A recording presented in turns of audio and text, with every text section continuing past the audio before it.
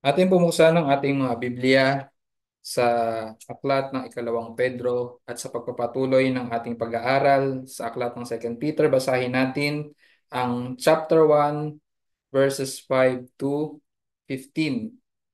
Second Peter chapter 1.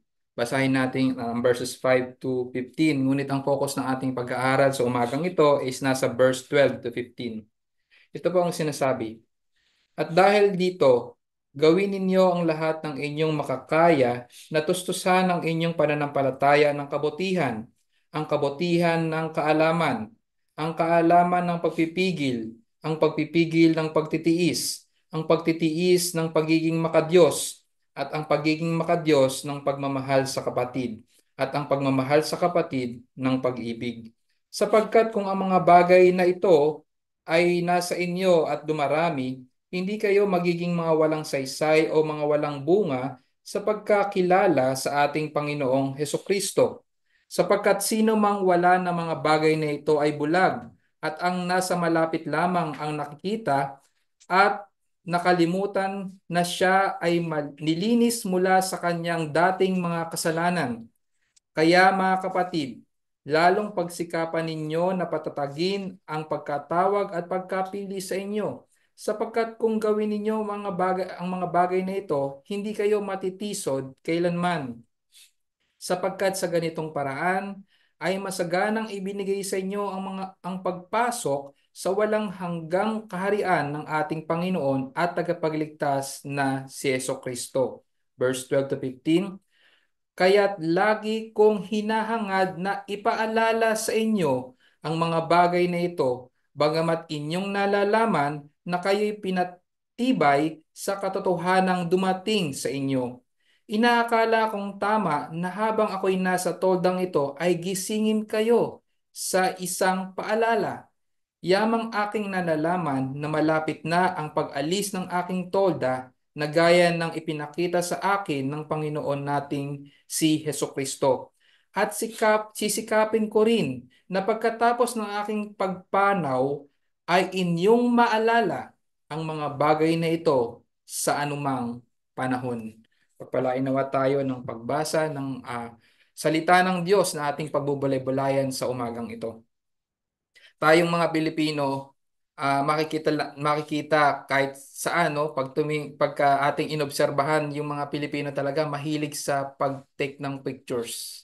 No, naobserbahan niyo ba 'yon? Na we love taking pictures to capture the moments, yung mga bagay na that we consider na very wonderful experience para sa atin. Great experiences. We love to take pictures of those great moments and post into our different social media platforms. Well, hindi ko nilalahat. Meron kasi akong kakilala talaga hindi naman talaga mahilig mag-post. But majority talaga, mahilig ang mga Pilipino na mag-post ng kanilang great moments or they will try to capture that moment for their remembrance, no? To remember those special moments. And one reason nga of posting or capturing pictures ng mga greatest moments is to have something to look back and to remember, no?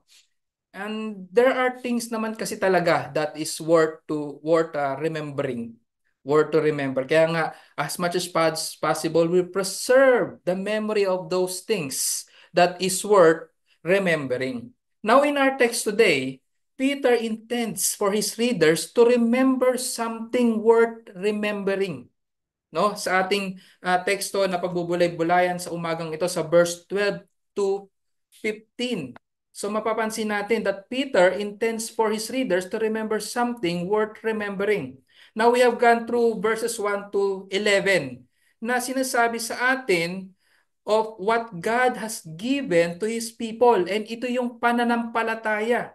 No? Sa verse 1 ng ating pag-aaral, no? Simon Peter, a bond servant and apostle of Jesus Christ, to those who have received a faith of same kind as ours, no? It is a faith of the same kind na natanggap ni Apostle Peter at ng iba pang mga apostoles. And it also, from verse 1 to 11, also speaks to us of all graces needed pertaining to life and godliness that are richly provided para sa atin upang tayo ay makapamuhay ng may kabanalan, na kung tayo nga ay tinawag sa pananampalataya, katumbas nun or kaakibat nun ang pamumuhay ng may kabanalan. Kaya nga sa verse 5 to 7 gives us the Christian virtues or yung mga Christian qualities na dapat nating kinukultivate starting from sa verse 7 to 5 to 7, starting with faith, that we are responsible to cultivate, no? Ano bang sinabi doon? Yung pananampalataya ay suplayan ng moral excellence, no? Faith supply with moral excellence and so on and so forth. So it encourage us to cultivate all those graces na pinagkaloob sa atin. And if we keep doing so, no? If we keep doing so, it will make us fruitful, no? Hindi walang kabuluhan, no?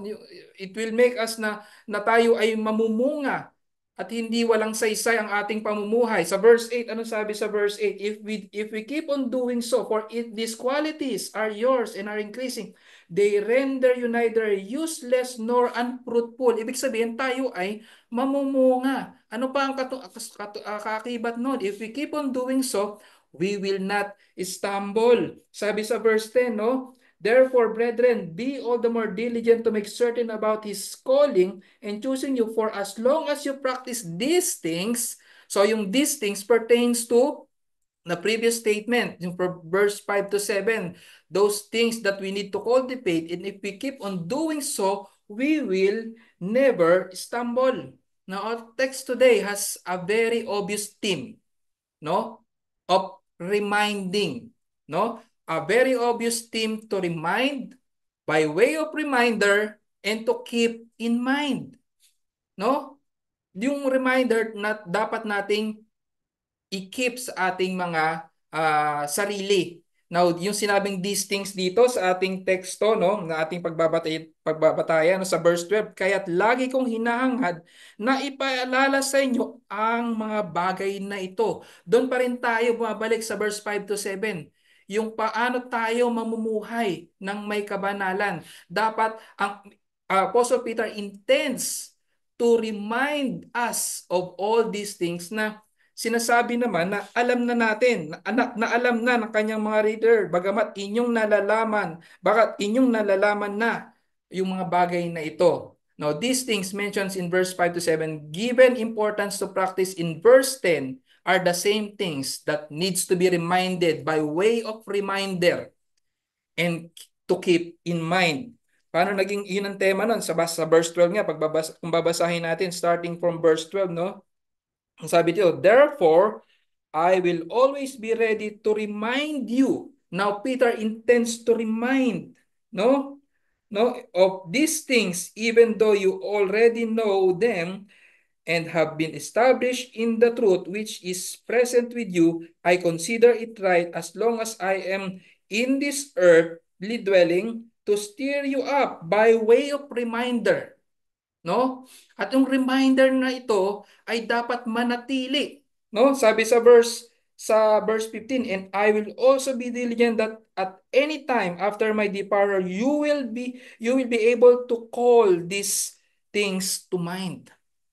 So meaning yung team nga ay tama na Peter intends, no? Intends for us to be reminded by way of reminder of those things dapat nating i-keep sa ating mga pag-iisip. So talagang nakapokus tayo dun sa reminder. So kung bibigyan niya natin ng title ang ating pag-aaral na ito, I give it a title, The Necessity of Reminder. The necessity of reminder. It is obvious in our text that we need reminders from Apostle Peter. Now let's discuss about this reminding intention of Apostle Peter. And we have only 3 points sa ating pag-aaral. Number 1, we need reminders of what we already know. No, sa verse 12 yan. We need reminders of what we already know. At sa second point, we get reminders from living ministers. And third point, we get reminders from departed ministers. So bago tayo patuloy, let's ask muli ang gabay ng ating Diyos sa ating pag-aaral sa umagang ito.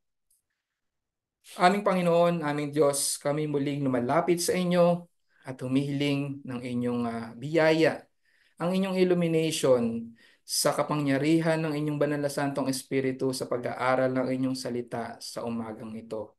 Sapagkat liban na kami ay inyong kasihan, samahan sa pag-aaral ng inyong salita, ay hindi namin kayang intindihin ang mga bagay na ito ng may kapangyarihan sa aming mga buhay, na may kapangyarihan upang kami ay baguhin, at may kapangyarihan na kami ay patuloy na turuan at i-empower na mamuhay ng nanaayon sa iyong sinabi, sa iyong salita. Aming Panginoon, bigyan niyo kami ng kaunawaan at tulungan niyo rin, Panginoon, ang inyong tagapagsalita sa umagang ito na umasa lamang sa inyong kapangyarihan. Maraming salamat po, O Diyos. Ito po ang aming samot dalangin sa pangalan ni Jesus. Amen. Now, ano yung mga bagay na ito na patungkol sa intention ni Apostle Peter in reminding his readers? Unang-una, we need reminders of what we already know. Anong sabi sa ating teksto sa verse 12? Kaya't lagi kong hinahangad na ipaalala sa inyo ang mga bagay na ito, bagamat inyong nalalaman na at kayo'y pinapatibay sa katotohanan na dumating sa inyo.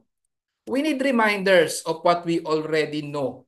So, hindi na natin siguro mahirapang isipin pa kung anong mga bagay na ito na dapat i-remind, na alam na natin, na assume na alam na ni Apostle Peter sa kanyang mga in-address sa kanyang epistle. We need reminders because of our forgetfulness, no?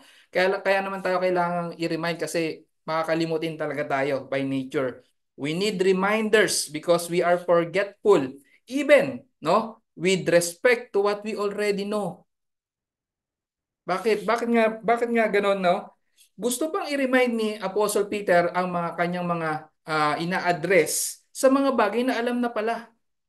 Sino ba sa atin na gusto yung uh, sa tao na he keeps on telling us, reminding us, alam na sa bagay na alam na natin. 'Di ba parang minsan nakakaano 'yon, parang nakakainis, no? Pinapaulit-ulit sa yung mga bagay na alam na natin. I remember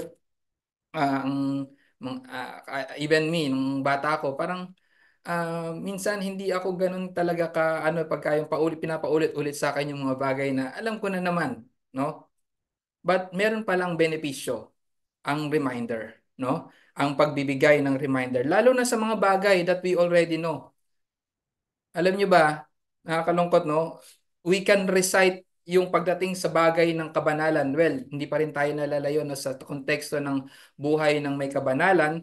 We can recite things about Christian holiness. Alam natin yan, no? Kung ano ang dapat nating ginagawa bilang isang Kristiyano, kung paano tayo namumuhay bilang isang Kristiyano. We can recite all those things. But in practice, we easily forget to do. Or, nakakalungkot, we willingly forget to do. No? We, or your day sa time ni Peter, they need to be reminded, or we need to be reminded of these things. Yung paano mamumuhay ng may kabanalan, we need reminders. Alam na natin pero we still need reminders. Particularly in in their present situation, dun sa panahon ng pagkasulat ni Apostle Peter dito. In their present situation, when the grace of God was being used as license to sin. Bakit? Kasi dun sa verse 90 ng chapter 2 na pinapatungkulan ang mga false prophets, dito sa chapter 2 sa verse 19 na pinapatungkulan ng mga false prophets, na wari sila'y nagtuturo ng mga bagay na may patungkol sa Diyos, pero sila man mismo ay enslaved ng corruption. Sabi sa verse 19 ng chapter 2, sabi dito, promising, ito yung mga pinapatungkalan, ito yung mga false prophet, no? Promising them freedom while they themselves are slaves of corruption. For by what a man is overcome, by this he is enslaved. So, remember yung mga false prophets in their time, no? Na, yun nga, they talk about freedom but they themselves are slaves of corruptions. Parang ginagamit nila as yung license of, yung grace as license to sin. So somehow, they preach grace but they themselves are slaves of sin, slaves of corruption. No? Romans chapter 6 verse 1 to 2, Paul is strongly opposed to it, na ginagamit ang biyaya bilang lisensya sa pagkakasala. Ano sabi ni Apostle Paul sa Romans chapter 6 verse 1 to 2? No? Magpapatuloy ba tayo sa pagkakasala upang ang biyaya ay sumagana? Anong sabi niya? Uh, Romans chapter 6 verse 1 to 2, no? Ano nga ang ating sasabihin? Magpapatuloy ba tayo sa pagkakasala upang ang biyaya ay sumagana? Huwag nawang mangyari. Tayong mga namatay na sa pagkakasala, paano nga tayong mabubuhay paroon? No? Now tayo man, no, sa panahon ngayon, we too are prone to abuse grace. No? Applicable din sa panahon natin ngayon. No? We are prone to this. That's why we need to be reminded na because tayo ay nagtatamad, no, na pakinggan ang mga reminders sa atin upang tayo ay mamuhay ng may kabanalan, no? We need these reminders na tayo ay patuloy na mamuhay ng may kabanalan because we are prone to abuse grace. Dahil mabiyaya man ng Panginoon, no? Okay na to, no? Mapapalampas naman ng Panginoon yung nagawa ko. But then you must be reminded, no? You must be reminded na hindi lisensya ang biyaya ng Panginoon para tayo ay magpatuloy sa pagkakasala. Remember, you are a new creation. We forget na tayo ay bagong creation na niligtas ng Panginoon. We are forgetful people talaga. Sometimes willful of what we already know, na tayo ay binago na. That we should be living not in conformity of the pattern of this world. Sabi sa Romans chapter 12 verse 2. No? That we are already a new creation. No? New creation, no? Sabi sa Romans Second Corinthians chapter 5 verse 17. We tend to forget that we are now a new creation. Romans chapter 2 Corinthians chapter 5 verse 17. Therefore, if anyone is in Christ, he is a new creation. The old things pass away. Behold, new things have come. We tend to forget that we are to make every effort to supply faith with moral excellence. Nakakalimutan natin yung verse 5 to 7. We tend to forget all those things na alam natin. Na kung tayo ay mauupo sa Sunday School, sa Bible study, pag tinanong tayo kung anong gagawin mo sa bagay na to, alam natin yung isasagot. But then, we fail to do it. Now, makikita natin dito yung twin theme of sa kung ating muling babalikan ang verse 1 to 11, makikita natin dito yung twin theme of faith and works, no? Kung tayo nga ay tunay na iniligtas ng Panginoon sa pamamagitan ng pananampalataya, hindi nahihiwalay doon, no? Na tayo ay magbubunga ng paggawa ng mabuti, no? Twin team talaga yan, nung faith and works. Yung grace and effort, yes, ang ating salvation is all by grace, but we are expected to exert effort para sa ating pagmature, paglago sa ating pananampalataya. Makikita natin yan from verse 1 to 11, and we need constant reminder of that. We need reminders that God is sovereign. Yes, ang Panginoon ang soberano sa ating kaligtasan. And yet, we need reminders that we are responsible sa ating kaligtasan. We need constant reminder. of what Christ has done for us and our obligation as Christ's followers. We need these reminders, even though we know all these things already. Now, Paul used to remind us, like Peter, even Apostle Paul, no? Meron din siyang mga ganung way of reminding. Romans chapter 15, verse 14 to 15. Romans chapter 14, Romans 15, verse 14 to 15. Ang sabi dito, and concerning you, my brethren, I myself also am convinced that you yourselves are full of goodness, filled with all knowledge, and able also to admonish one another. So, there is an assumption that alam na nila, they are filled with knowledge.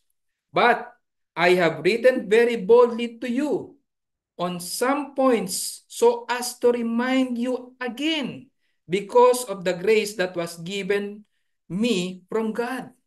So Peter has Apostle Paul as well as a way of reminding his readers ng mga bagay na alam na nila. 1 Corinthians chapter 15 verse 1 to 3.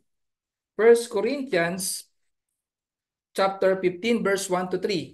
Anong sabi ni Apostle Paul dito? Now I make known to you, brethren, the gospel which I preached to you, which also you received, in which also you stand, by which also you are saved, if you hold fast the word which I preached to you, unless you believe in vain. For I delivered to you as of first importance what I also received, that Christ died for our sins according to the scriptures. So somehow Paul is reminding here also, no? And also Jude. No, hindi lang si Apostle Peter, hindi lang si Apostle Paul. Also Jude has this way of reminding people, believers. Jude verse 5. Ano sabi sa Jude verse 5? Now I desire to remind you, though you know all things once for all, that the Lord, after saving a people out of the land of Egypt, subsequently destroyed those who did not believe. So yung intention or yung way of this of reminding hindi bago, hindi lamang kay Peter. So ito ay talagang way ng ng mga writers of the New Testament.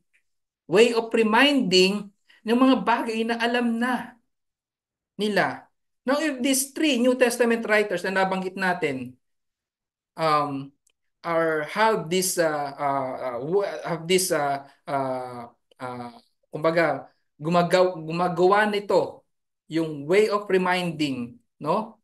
Meaning we really need constant reminders, no? We really need constant reminders, no? Yung mga photos nga no, talagang tulad niya kanina, yung mga photos used to remind us of all things, no? The way they are before. No? Sino ba sa atin yung nagpatayo ng bahay at pinicturan nung maganda no, na finish na yung bahay, pinicturan. Well, ang ganda no. We remember those photos, yung mga newly built house natin 20 years ago. And we see now, no? We see and remember how beautiful it was before, no? Pero ngayon, kung ang bahay nating bago 10 years, palagay natin 10 years na na-built siya at the picturean, binalikan natin yung picture, ay ganito pala kaganda yung bahay namin noon pero ngayon parang ang dami ng sira no. Now we tend to remember the beauty of our newly built house before. Now in the same way, reminders reminds us of the beauty of what God has done for us to steer us up and to act accordingly. No? Pag na-remember natin yung gawa ng Panginoon sa atin, it steers us up. No? Talagang ina-admonish tayo nito na tayo ay tumindig muli at mamuhay according to what Christ has done for us. Now imagine nyo, imagine the effect nung imagine this, no? yung effect na itong sasabihin ko sa inyo. Imagine the effect in your daily living.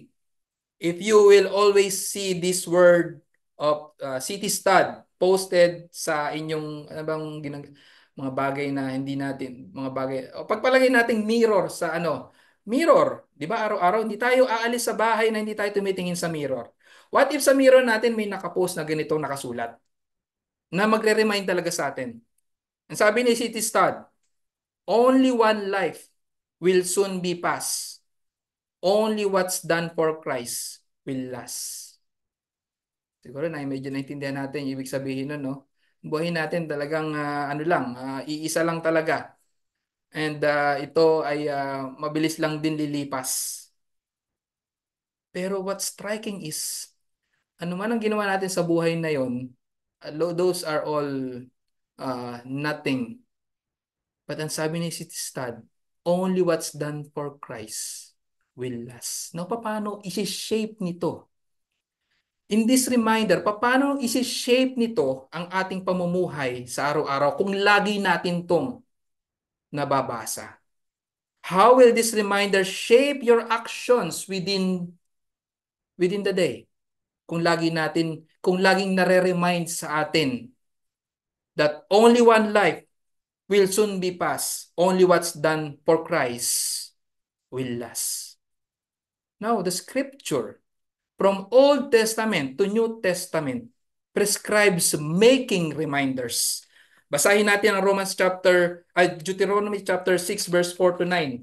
Hindi rin bago ang making reminders even sa Old Testament up to New Testament. Deuteronomy chapter 6 verse 4 to 9. Deuteronomy chapter 6 verse 4 to 9. Ito sabi, Hear, O Israel, the Lord is our God, the Lord is one. You shall love the Lord your God with all your heart and with all your soul and with all your might. These words which I am commanding you today shall be on your heart. Shall teach them diligently to your sons and shall talk to them when you sit in your house and when you walk by way and when you lie down and when you rise up. You shall bind them as a sign on your hand, and they shall be as frontals on your forehead. Verse 9, you shall write them on the doorposts of your house and on your gates. This talks about reminding, no? Reminding. Joshua chapter 4 verse 5 to 7. Joshua chapter 4 verse 5 to 7. Sabi dito, and Joshua said to them, cross again to the ark of the Lord your God into the middle of the Jordan. And each of you take up a stone on his shoulder according to the number of the tribes of the son of Israel. Let this be a sign among you, so that when your children ask later, saying, what do this stone means to you? Then you say to them, because the water of the Jordan were cut off before the ark of the covenant of the Lord, when it crossed the Jordan, the water of the Jordan were cut off, so this stone shall become a memorial or reminder to the sons of Israel forever. In John chapter 14 verse 25 to 26. Pakita natin yung a way of reminding ay hindi bago from Old Testament to New Testament. John chapter 14 verse 25 to 26, that even our God, the very ministry of the Holy Spirit is by way of reminding. John 14, 25 to 26. These things I have spoken to you while abiding with you, but the Helper, the Holy Spirit, whom the Father will send in my name, will teach you all things and bring to your remembrance all that I said to you. So these things, Peter, yung way of reminding ay talagang hindi bago or hindi talaga something na hindi isolated sa Epistle of Peter. All throughout the scripture, marami ang bagay na way of na masasabi sa atin na tayo ay dapat ma-remind. Peter is determined here in his epistle. Peter is determined to remind them or remind us so that no we also will be able to remind others, no? Sana natin nakita yung so that we will also be able to remind others. Sa verse 15, tingnan natin, no? Sabi sa verse 15 nating teksto, and I will also be diligent that at any time after my departure you will be able to call these things to mind. So ibig sabihin, uh, sa atin, kung ating nare-remember to, we will also be able to remind others, to call these things to the mind of others or even to our mind. Now, our point number 2 and point number 3 will answer to whom do we get reminders. No? Sa dalawa susunod na ating 2 points, to whom do we get reminders? Sa ating point number 2, we get reminders from living ministers. From living ministers or living preachers. Sabi sa verse 13 to 14. Ang sabi dito, I consider it right as long as I am in this earthly dwelling, meaning habang siya ay nabubuhay pa, no?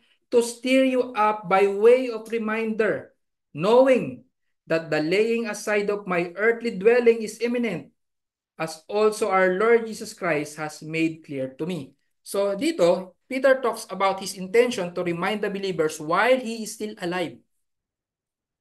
At malapit na nga yung kanyang and almost near to his death. Now, makita natin dito that we can get reminders from living ministers or living preachers. We need reminders. We need to be reminded from them, no? We need reminders, or we need to be reminded through the ministry of living preachers. Katulad ni Apostle Peter dito, habang siya pa ay nabubuhay, ang kanyang intensyon is to remind us, no?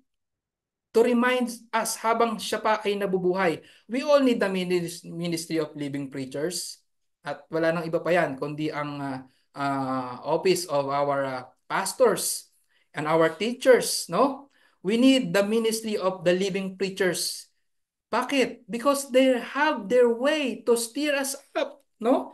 They have their way or unique way to steer us up. Dahil kilala nila tayo. Most especially, ang ating mga pastor ay kilala nila tayo, no? And they have their unique way to steer us up. Sabi sa verse 13, no? I consider it right as long as I am in the earthly dwelling to stir you up by way of reminder. They have their way to steer us up by way of reminder. So we get reminder from our living preachers. Now, our preachers today, no? Sana ganito, no? Our preachers today can see the contemporary danger that we might encounter. Dahil kilala ng pastor, kilala kilala niya kanyang mga nasasakupan, ang mga pinagdadaanan ng kanyang mga pinagsasakupan, he has this unique way, no, to steer us up, no? To see to it na tayo ay napi-feed, no, ng mga bagay na ating kailangan. Our preachers today can see the contemporary day. Nakikita rin niya yung danger na maaring kasadlakan ng kanyang mga flock. No? Example, the danger of stagnation. No? The danger of stagnation. 'Di ba sa ating pag-aaral, nakita natin yung necessity of growing, no? Yung Christian growth na dapat i-cultivate ang ating pananampalataya at lalo pa tayong lumago. Ngayon nakikita ng ating mga living preachers yung danger of stagnation at hindi na lumalago, no? Not growing anymore in the knowledge of God. And they can address that. They can address that because they know what swallows our attention sa araw na to, sa mga panahon na to. Kilala nila tayo. Our living preachers knows what swallows our attentions today. Ano ba yung mga bagay? So, na nare-remind tayo ng ating mga preachers, ng ating mga pastors diyan because they know us, no? Kung tayo ay in the danger of stagnation at hindi na lumalago. Our living preachers, pastors, or ang mga elders may be reminding us, when was the last time? Oh, ikaw, kapatid, kailan ka ba huling nag-evangelize? Kailan ka ba huling naging masigasig sa iyong pananampalataya para i-share yan sa iyong mga kaibigan? Then He has their way. They have their way to steer us up, no? To do it again. Dati, mainit ka sa pag-evangelize. They have their way to steer us up to do it again. Kung tayo ay nakakalimot sa ating duty to evangelize, no? Our living preachers today is reminding us about the life of consumerism. Napo-foresight yan ng ating mga living preachers kung tayo ay namumuhay sa life of consumerism, no? Yung life na we are after those things that we want. Yun yung life of consumerism na tayo ay umiikot lamang, ang buhay natin ay umiikot lamang sa pag or pag-get or pag-gather ng mga bagay na gusto nating ma-atim or makamit sa buhay. At nakakalimutan na natin ang mga bagay na magbubunsod sa atin sa paglago sa ating pananampalataya. Well, they have their way to remind us that we die, that when we die, we cannot carry those things, no? Na lagi nating na busy tayo to get sa buhay na ito. Yan yung life of consumerism, no? Now our living preachers, they know us and they have their way to remind us that when we die, we cannot carry those things with us. Living preachers with us have their way to connect with us and address our current situation by way of reminders. Nandyan sila para i-remind tayo. Now, make sure, kapatid, make sure that make yourselves available to that means of grace. No? Kailan madalas magbigay ng reminder ang pastor? Well, mostly sa preaching, no? Sa preaching.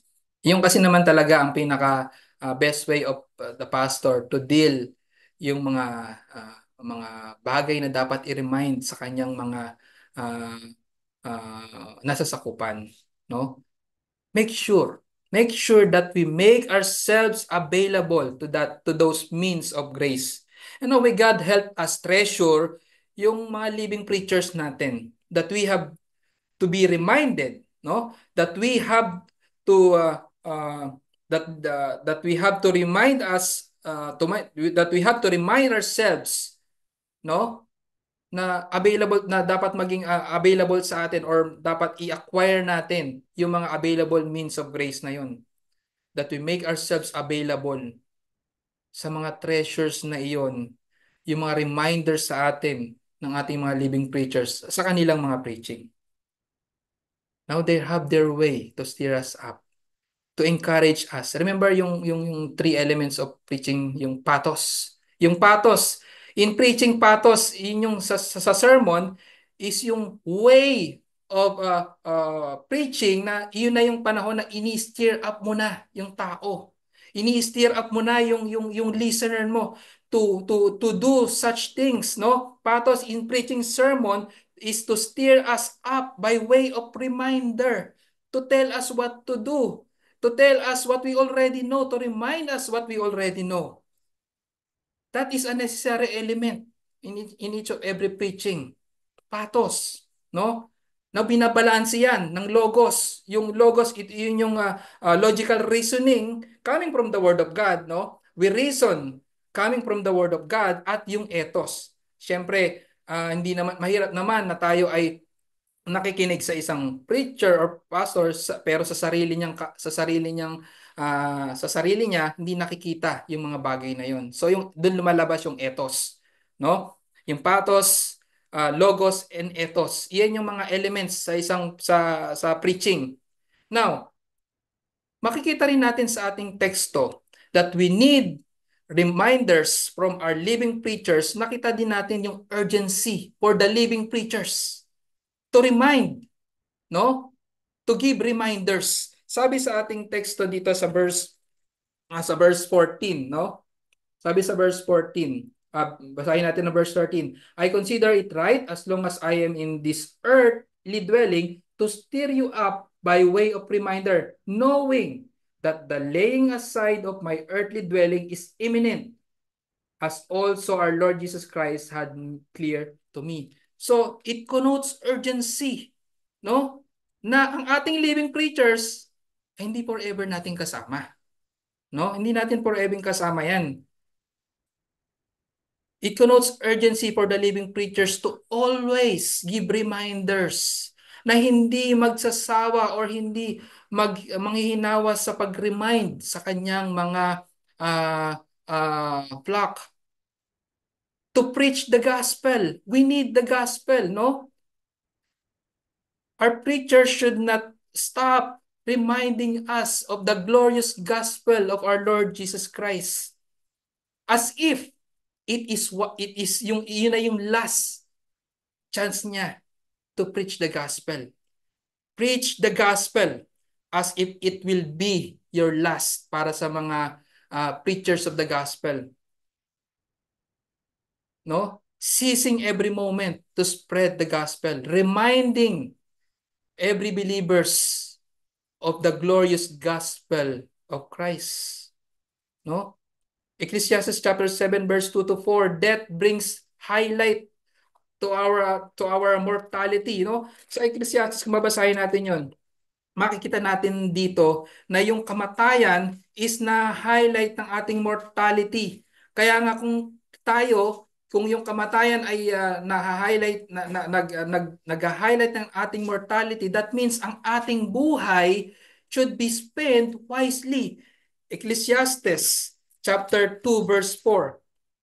Basahin natin, no? Ecclesiastes chapter 2 verse 4. 2 to 4. Sorry, 2 to 4. Aking sinabi tungkol sa halakhak. Ito'y Ecclesiastes chapter 2 verse 7 verse 2 to 4. Ecclesiastes chapter 7 verse 2 to 4. Mas mabuti pang magtungo sa bahay ng pagluluksa kaysa bahay ng pagdiriwang, sapagkat ito ang katapusan ng lahat ng mga tao at ilalagak ito ng may buhay sa kanyang puso. Mas mabuti ang kalungkutan kaysa tawanan, sapagkat sa kalungkutan ng mukha ang puso ay sumasaya. Ang puso ng pantas ay nasa bahay ng pagluluksa, ngunit ang puso ng mga hangal ay nasa bahay ng kasayahan. Now, when we read this passage, it talks about death. And when death is brought to us, the concept of death brought to us, it highlights our mortality. Na tayo ay mabubuhay lamang minsan sa mundong ito. And it means we need to use our time wisely. Kaya ganun nga dapat ang mga preachers of the gospel, ministers of the gospel, na walang sasayanging oras to remind the people of God. Now sa'yo, kapatid, how about you? Are you using your time wisely as receivers of faith of the same kind na natanggap na mga ni Apostle Peter at ang iba pang mga apostles? James chapter 4 verse 13 to 14 talks about our life which is short, brevity of life. James chapter 4 verse 13 to 14. James chapter 4 verse 13 to 14. James chapter 4 pala. James chapter 4 verse 13 to 14. Ang sabi dito, hali kayo ngayon, kayo nagsasabi ngayon o bukas ay pupunta kami sa ganito o sa ganong bayan at kami ay mangangalakal doon ng isang taon at kikita. Gayon man ay hindi ninyo nalalaman kung ano ang magaganap bukas, ano ba ang inyong buhay. Kayo nga'y isang singaw na sa sandaling panahon ay lumilitaw at pagkatapos ay naglalaho. Our life is short. Now, how do you spend it? No? Do you find urgency to make every effort to give it all for the glory of God? Now, do you live a life with urgency that Peter have? Yung urgency of reminding others of what Christ has done. As parents, bilang mga magulang, what will you leave for your children to remember while you're still with them? No? Bilang mga magulang, no? Ano yung iiwan natin sa mga anak natin habang tayo kasama pa nila? Tayo nabubuhay, ano yung iiwan natin habang tayo kasama pa nila na maaalala nila kapag tayo wala na, no? What have we taught them? Ano ang naituro natin sa kanila? Will you be leaving them or handing over them the things of God that you also receive? Yung mga natanggap natin, no? Na mahalagang mga biyaya mula sa Diyos. Ito ba ay are we making all our effort, no? To hand them over, no? Sa kanila. Nakita natin yung sa Deuteronomy na ang mga bagay na itinuro sa kanila ay dapat na manatili or maging reminder even sa susunod na saling lahi. We are the living preachers in our family, no? Are we doing all our effort, no? To leave them the good things of God na ating na-receive. Now, kanina pa tayo receive ng reminders. Second, we get reminders from our living preachers. Now, third point, we get reminders from departed ministers or departed preachers or ministers of the Word of God. We need reminders through the works of the departed ministers or preachers. Saan ba natin makikita yun, no? And let's read once again, verse 15 ng ating teksto, 2 Peter, no? At sisikapin ko rin na pagkatapos ng aking pagpanaw, meaning siya ay kung siya ay mamatay na, ay inyong maalala ang mga bagay na ito sa anumang panahon. Now, how do we get reminders sa taong namatay na? From the departed preachers. Now, Peter wanted that even when he dies, they will still be reminded of all those things na alam na nila. How? Paano? By writing his epistles. Kaya nga niya sinulat yung epistles, no? Kaya niya isinulat ang scripture. Kaya meron tayong scripture that before Peter dies, he made every effort to write, inspired by the Holy Spirit, to continue to remind them, no? Our Bible, yung yung scripture na meron tayo ngayon, yung Bible na meron tayo, it did not come to us instantly na tada nung noon pa is in one printing in one sa isang ano lang sa isang click lang nandiyan na ang Bible. Hindi po. Yung scripture natin, it needed extra effort, extra care to multiply these things. Kung ating pag-aaralan kung papaano sa panahon natin ngayon meron tayong Bible kung ating pag-aaralan kung papaano ito na preserve, no? Those are writings from dead people, no? But we are reminded from the writings of those departed ministers, preachers of the word. Now we have the Bible. The Bible is the way to remind us how we are to live as pilgrims in this world. Napakahalaga ng iniwan sa ating kasulatan ng mga namatay na mga lingkod ng Diyos. Itong Bible na meron tayo ngayon.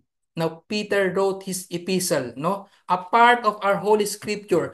Peter wrote this epistle as part of our Holy Scripture for believers in His time and also for us to remind us kung paano tayo mamuhay ng may kabanalan. The scripture is written for our benefit, for our good, for our instruction, and for the glory of God.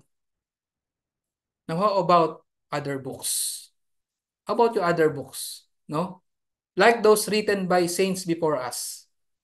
Ano ba mga books niyan? Pilgrim's Progress by John Bunyan? No? Christian books. R.C. Sproul's books, no? J.I. Packer. Sino pa? No? Matthew Henry. J.C. Ryle. Christian books also are means to remind us of what God has done and what we are to be doing. No? Those are writings of others that withstood the test of time. No? Talagang hanggang ngayon nagbe-benefit ang maraming mga mananampalataya by reading their writings. Now, what book are you reading today? Kaibigan, kapatid, what book are you reading today? We can benefit from the wisdom and insights of other faithful Christian men of old. Charles Spurgeon said, sabi niya, patungkol sa pagbabasa ng mga Christian literature, sabi niya, master those books you have. Read them thoroughly. Bathe in them until they saturate you. Read and reread them. Masticate them and digest them. Let them go into your very self.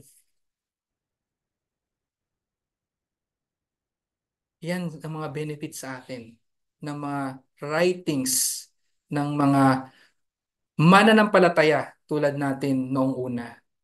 But sad that some have started the way by reminded by being way some have started the way being reminded from the writings in the scripture, gone through reading the Bible once, and do not want to reread it anymore. Ay, nabasa ko na yan eh. Cover to cover. Okay na yun. Ayaw nyo nang basahin yung scripture. And some have started reading Christian books but now have ceased to continue learning. Ayoko nang magbasa. Ano yan, una, marami na akong nabasa. Okay na yun. No? Yung case na yun, pag ganun ang case natin, it is a case that we cease to like reminders. Because, sinabi nga natin kanina, no? Scriptures, no? We get reminders from the writings of dead saints, yun, scriptures, and other Christian books. If we cease to do those things, no, it is a case that we cease to like reminders, no. We become like an autopilot. Ano mo autopilot, no? Parang ah, parang kikilos na lang siya according sa kanyang sarili. Hindi niya na kailangan ng ano, hindi niya na kailangan ng someone na mag ano sa kanya. Kumbaga magko-command sa kanya. Para tayong autopilot na nun. That we just want to act daily on our own without constant reminder of the grace of God from His words, from the writings of the other saints.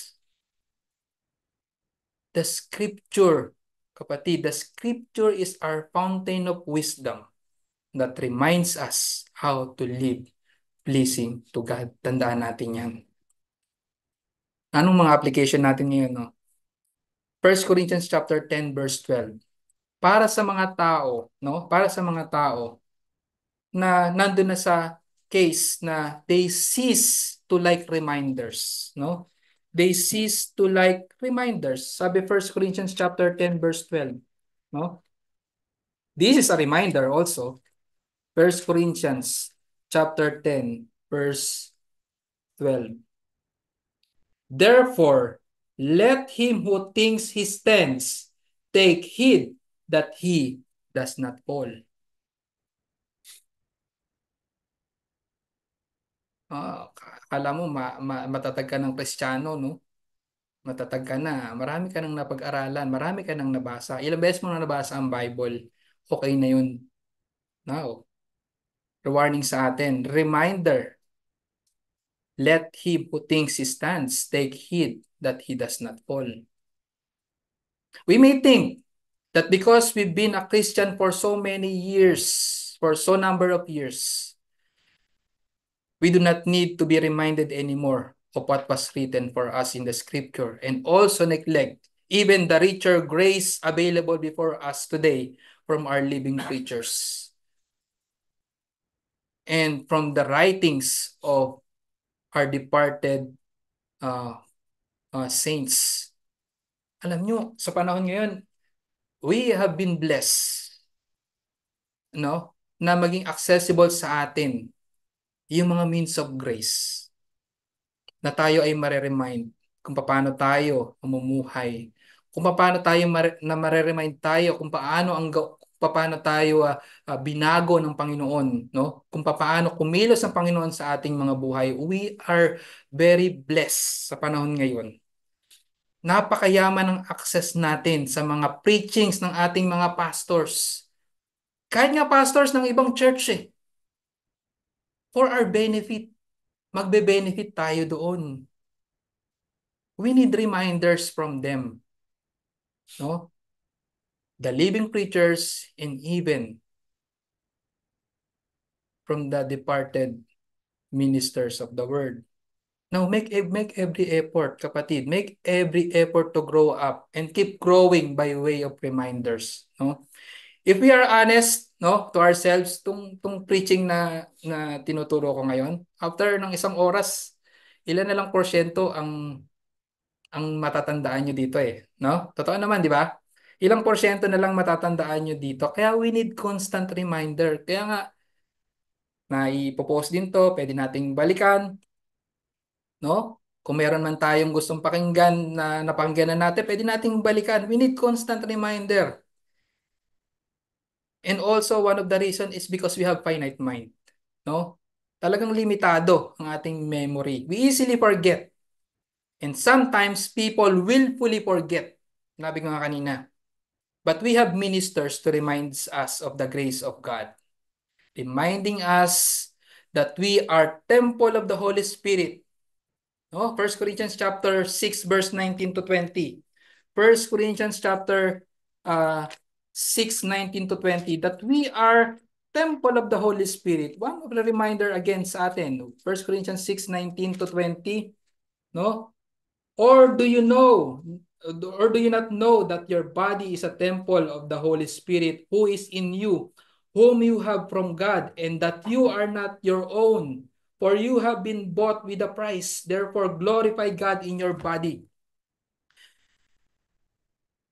We need to be reminded that we are a temple of the Holy Spirit who is in us, whom we have from God.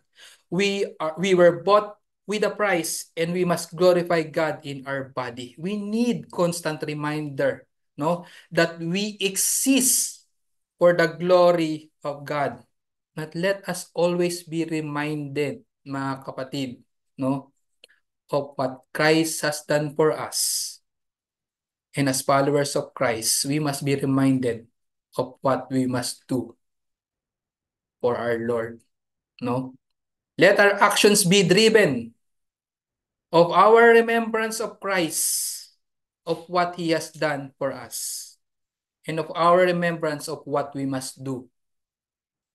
Remember again, sinabi natin kanina, from city stud, kung lagi natin tong matatandaan, no? Kung ating mababasa to muli, only one life. Meron lang tayo isang buhay na dapat nating ipagsulit sa Diyos. Only one life. At this life is short, no? Will soon be past. But only what's done for Christ will last. Para sa ating mga kaibigan na wala pa sa ating Panginoong Kristo, no? Marami tayong narinig about reminder. Now, kaibigan, kumbaga, hindi ka exempted, no? Na ma-remind. Katulad nga dito, no? Isang buhay lang na meron tayo. At ang buhay na meron ka din will soon be past. Pero what have you done to your life, kaibigan? Ito ba ay isinuko mo na sa tanging tagapagligtas ng iyong kaluluwa, sapagkat it's also a reminder to you that all have sinned and fall short of the glory of God. Lahat tayo ay makasalanan. Kung sa tingin mo sa sarili mo na ikaw ay mamamatay at tatanggapin sa kaharian ng Diyos dahil ikaw ay mabuting tao naman, the Bible says na hindi sa pamamagitan ng mabubuting gawa tayo ay tatanggapin sa harapan ng Diyos. Sapagkat ang ating mga mabubuting gawa ay isang maruming basahan lamang sa harapan niya. At ang tanging mabuting gawa na katanggap-tanggap sa Diyos ay ang gawa ng Panginoong Kristo nung siya ay nabuhay dito sa mundo. At ang merito noon ay mapapasa iyo lamang kung ikaw ay magsisi sa iyong kasalanan at mahugasan kanya ng kanyang dugo para sa ikalilinis ng iyong kasalanan at madamitan kanya ng kanyang katwiran. At doon ka lamang magiging katanggap-tanggap sa Panginoon. When you die, kung inilagak mo, ipinagkatiwala mo sa tanging tagapagligtas, walang iba kundi ang Panginoong Hesukristo, ang iyong buhay. Only what's done for Christ will last. Ano man ang gawin mo para ikaw ay maging katanggap-tanggap sa Diyos, walang bisa lahat yun. Only what's done for Christ will last. If you will surrender your life to Christ, repent of your sins, that's the time that you will only be accepted to the kingdom of God when you die. At hindi inevitable ang bagay na yon. Lahat tayo ay mamamatay, no? That's a reminder sa iyo, kaibigan. At reminder para sa ating lahat. Na habang tayo ay nabubuhay pa at wala pa tayo sa Panginoong Kristo, wala ka pa sa Panginoong Kristo, ikaw ay binibigyan ng pagkakataon, no? Na pagsisihan mo ang iyong kasalanan ngayon na habang may panahon ka pa at manampalataya sa Panginoong Kristo. Tayo manalangin. Aming Panginoong Diyos, muli kami nagpapasalamat sa inyong reminder sa amin once again of the importance of reminding us, for we are a forgetful people, na kami nga ay dapat na mamuhay ng naaayon sa iyong salita, and you have provided for us, you have given provisions para sa amin to be reminded from our living preachers na dapat ay hindi uh, tatamad or ceasing all the time to give us reminders na kung paano kami niligtas, kung paano ang ang ginawa ninyo sa aming buhay, at kung paano kami mamuhay bilang inyong mga iniligtas. And also through the writings of the departed ministers of your word, O God. Maraming salamat, O Diyos, na kayo nga ay patuloy na kumikilos sa aming mga buhay. You have richly provided for us all the means for us to be conformed in the likeness of our Lord Jesus Christ. Maraming salamat po, aming Panginoon. Ito po ang aming samit dalangin sa pangalan ni Jesus. Amen.